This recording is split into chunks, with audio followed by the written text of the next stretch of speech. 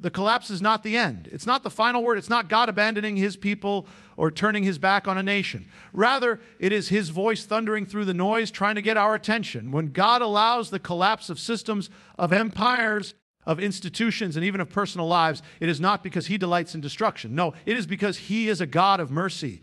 And sometimes mercy comes wrapped in shaking. We live in a time where many things that once seemed secure are now trembling.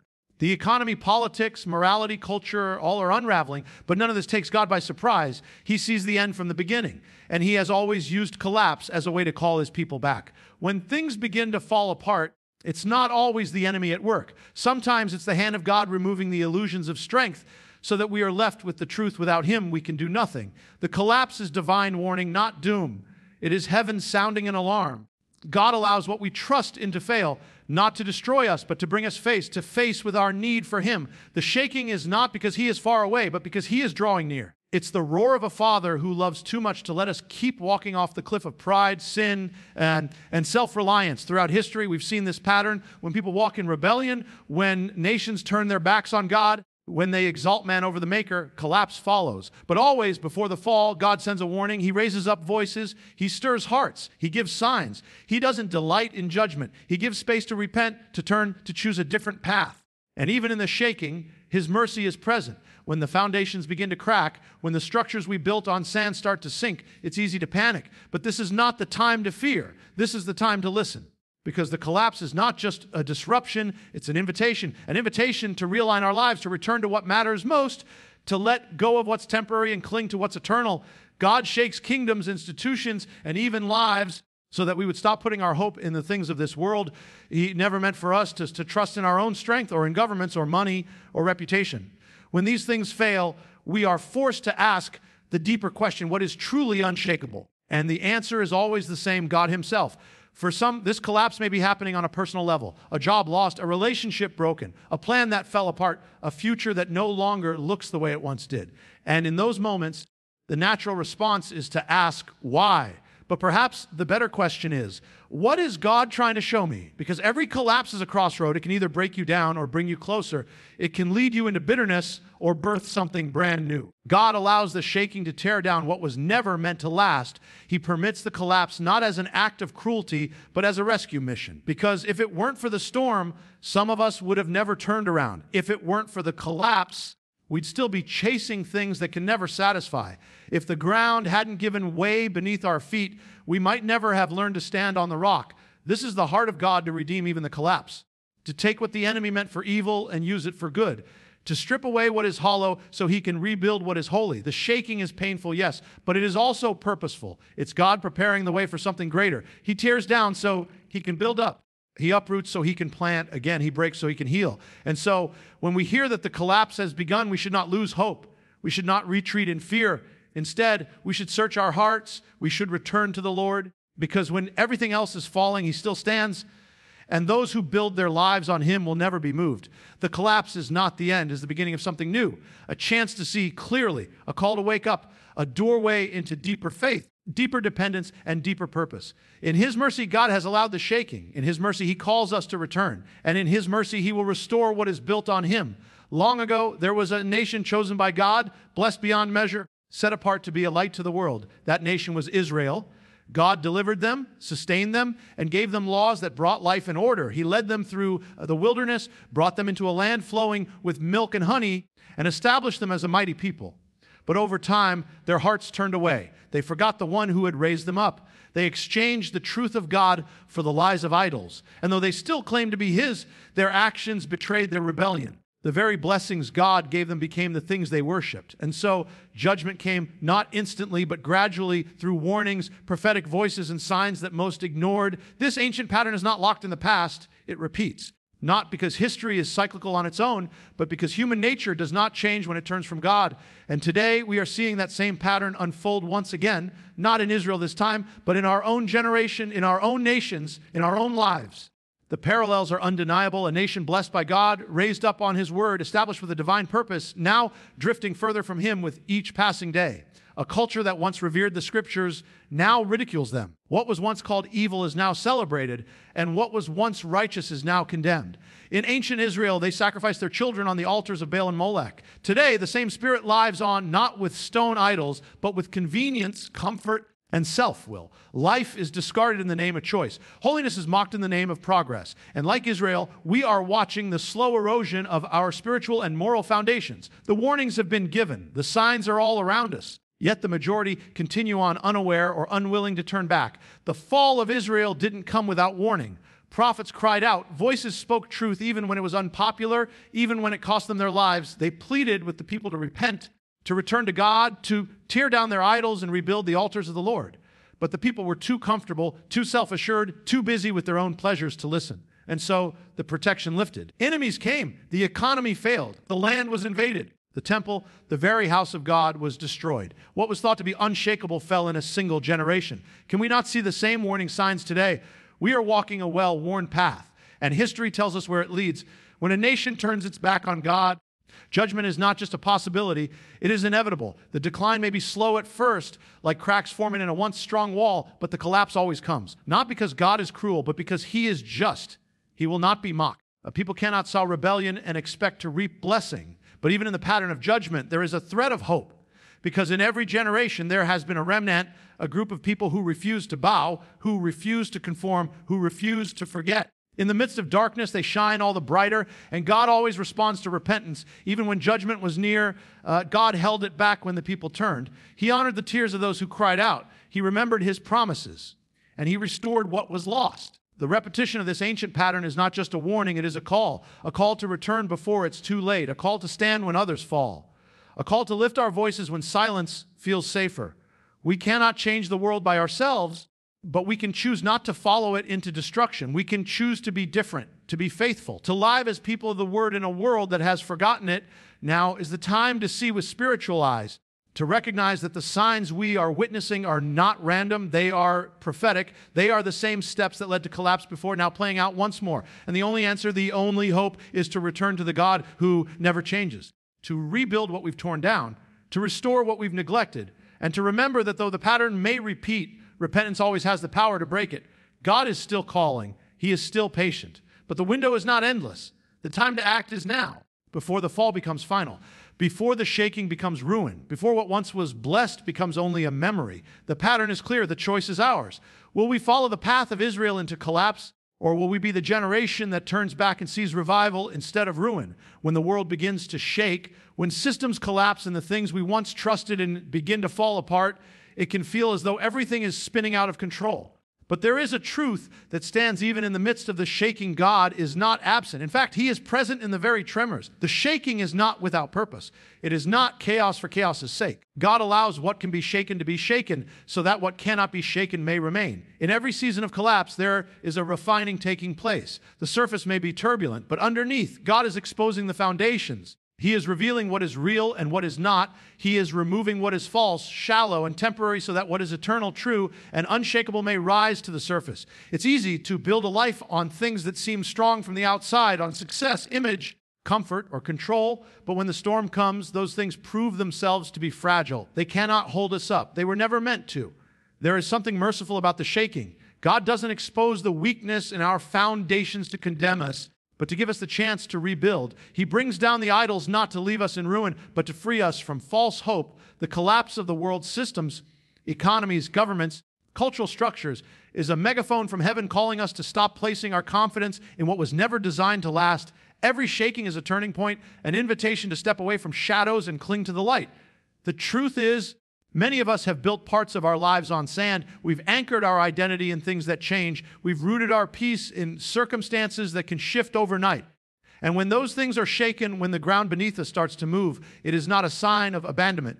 It is a divine moment. It is God saying, let me show you what truly matters. Let me lead you to the rock that cannot be moved. In the book of Hebrews, it says that everything that can be shaken will be shaken, so that only what cannot be shaken will remain. That is not a threat.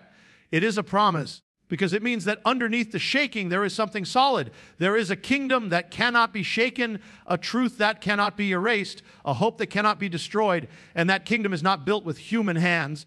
It is not held together by political power or social movements or economic strength. It is built by God himself. The shaking brings clarity. It separates what is eternal from what is passing. It exposes our attachments and idols.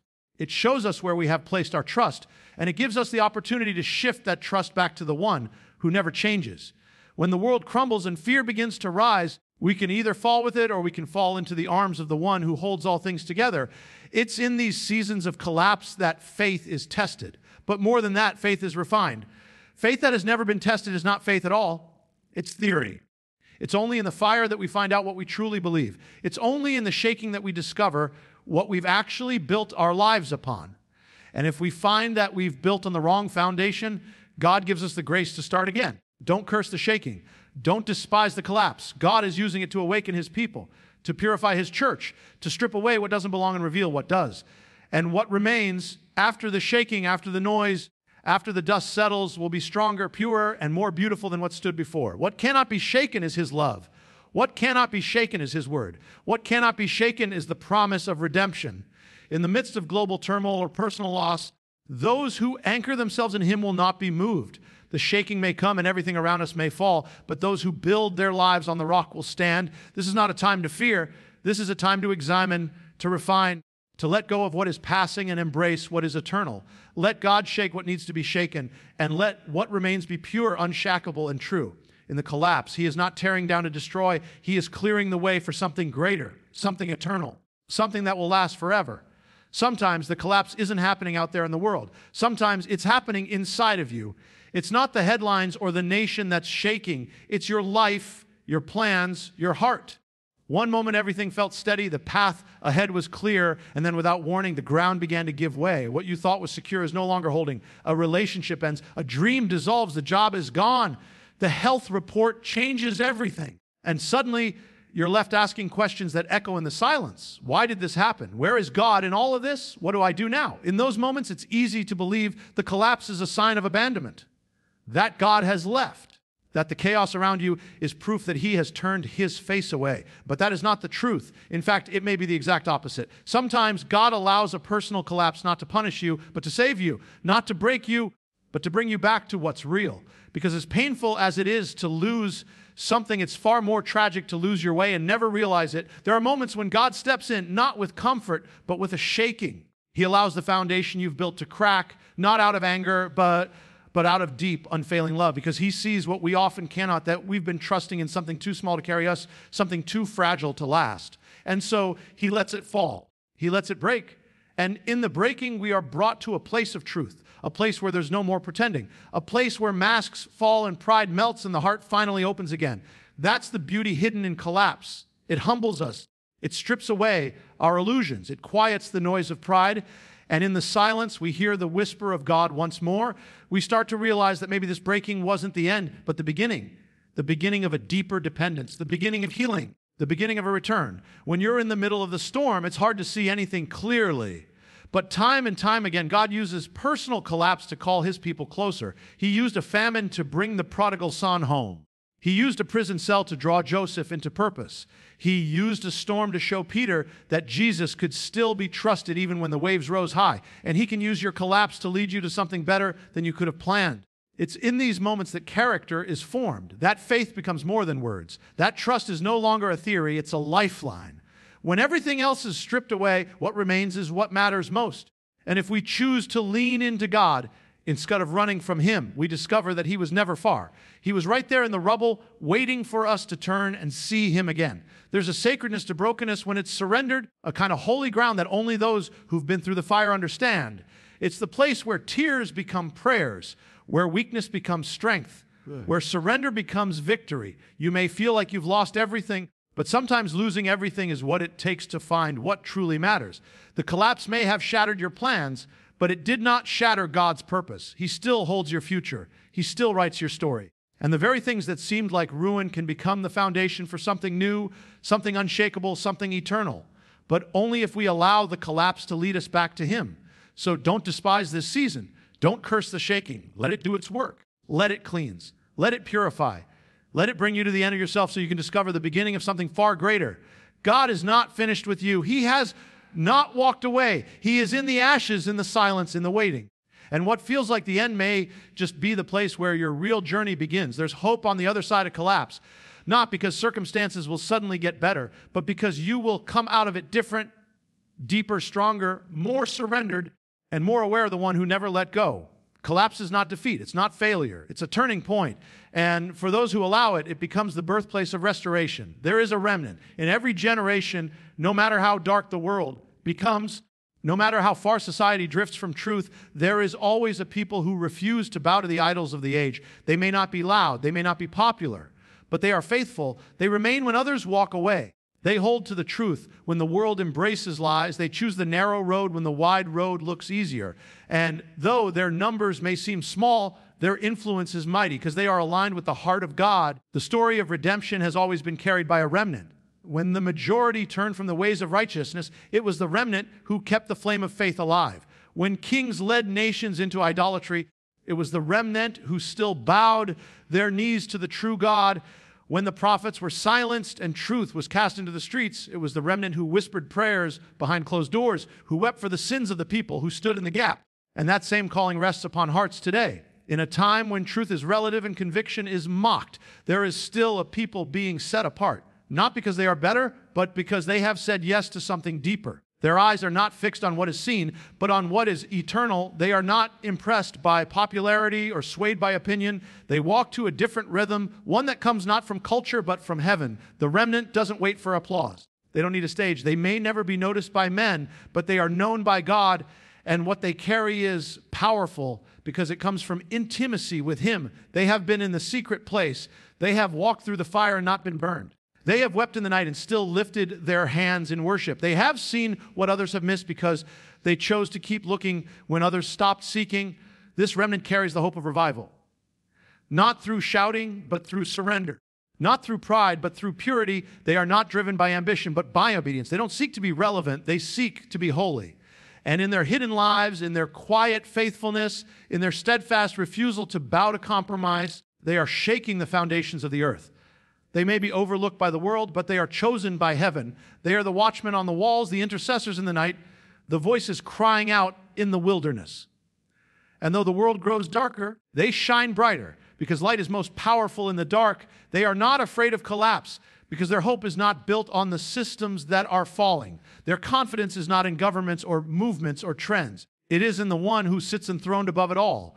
These are the days when the remnant must rise, not to dominate, but to demonstrate, to show the world what love looks like, what truth looks like, what holiness looks like. To be the ones who still believe in miracles, who still walk by faith, who still stand on the word, even when it costs everything.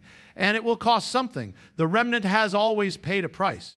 But they count it worth it because they have seen the treasure that cannot be taken away. If you feel like you don't fit in, if your heart breaks over the compromise you see, if you find yourself longing for more of God while others are content to drift, you may be part of this remnant. If you're tired of shallow answers and hungry for real power, if you weep for the state of the church and pray for the lost, even when no one sees, you are not alone, you are not strange, you are called. Now is not the time to shrink back. Now is the time to press in, to draw closer, to say yes again, even when it's hard. To live for what lasts. The world doesn't need more noise, it needs voices that carry weight.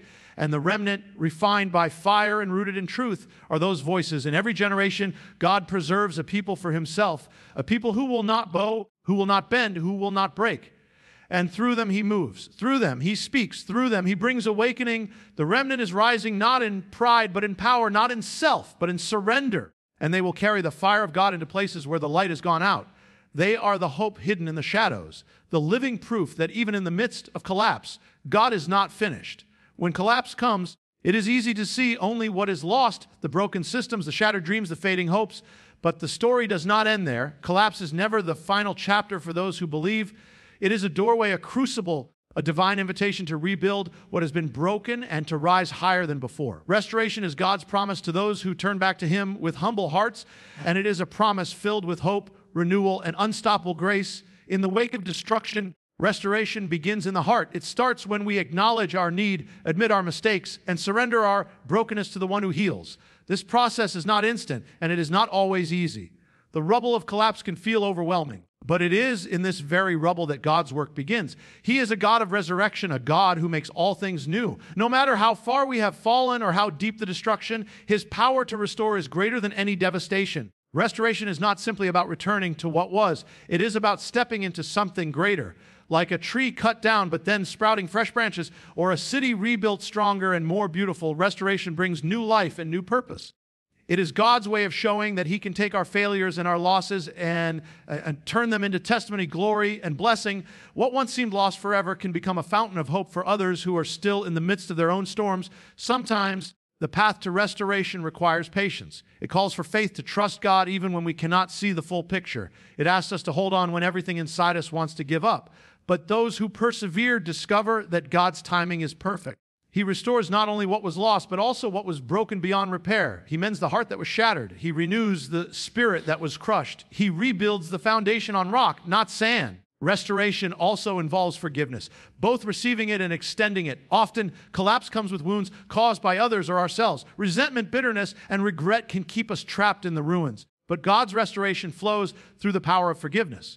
When we release the hurts and forgive the debts, we open the door for healing and freedom. Restoration is a holistic work of God that touches every part of our lives, spirit, soul, and body. In the process, we become witnesses of God's grace. Our stories of restoration become lights that guide others out of darkness. They testify to the fact that no matter how deep the collapse, God's mercy is deeper still. They show that the end of one season is the beginning of another, filled with hope and promise. Our restored lives become platforms for his glory, and through them, many find encouragement to keep fighting, to keep believing. No restoration is too small. No restoration is too late. God's hands are not limited by human failure or time. He is able to restore decades of loss in a moment, to rebuild families, communities, and nations with divine precision. The promise of restoration is a lifeline in a world that often feels like it is falling apart. It reminds us that no matter the collapse, God's love endures and his purposes prevail. The power of restoration calls us to hope fiercely. It invites us to believe beyond what our eyes see. It challenges us to trust a God who is always working behind the scenes, crafting beauty from ashes. When the collapse feels final, restoration whispers that God is already at work, preparing something new, something better, something eternal. This promise changes everything. It turns despair into expectation. It transforms mourning into dancing. It replaces loss with gain. And it empowers us to rise, to rebuild, and to live with courage and joy.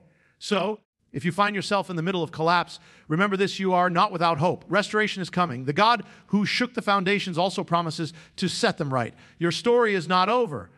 The best is yet to come. Trust in the God who restores and prepare to see the beauty that will rise from the ashes.